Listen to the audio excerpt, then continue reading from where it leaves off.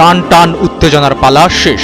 প্রায় 10 ঘন্টার রুদ্ধশ্বাস অপেক্ষার পর জানা গেল ঢাকা বিশ্ববিদ্যালয় কেন্দ্রীয় ছাত্র সংসদ ডাকসুর নতুন ভিপির নাম। মধ্যরাতে 38তম ডাকসু নির্বাচনের ফলাফল ঘোষণা করেন ঢাকা বিশ্ববিদ্যালয় কর্তৃপক্ষ। সিনেটের বিশাল হলরুমে ঘোষণা আসলো ডাকসুর পরবর্তী ভিপির নাম আবু সাদিক কায়েম। ডাকসু প্রতিষ্ঠার 100 বছরের মাথায় 9 সেপ্টেম্বর অনুষ্ঠিত হওয়া 38তম নির্বাচনে ভিপি নির্বাচিত হয়েছেন ছাত্র শিবির সমর্থিত প্রার্থী আবু সাদেক কায়েম। স্বৈরাচার আওয়ামী লীগ সরকারের পতনে নেতৃত্ব দেয়া বৈষম্য বিরোধী ছাত্র আন্দোলনে সক্রিয় ছিলেন তিনি। এছাড়া ঢাকা বিশ্ববিদ্যালয়ের ইসলামী ছাত্র শিবিরের সভাপতি হিসেবেও দক্ষতার সঙ্গে দায়িত্ব পালন করেছেন। উপদেষ্টা পরিষদের শপথ অনুষ্ঠানে বঙ্গভবনেও উপস্থিত ছিলেন এই সাদিক কায়েম।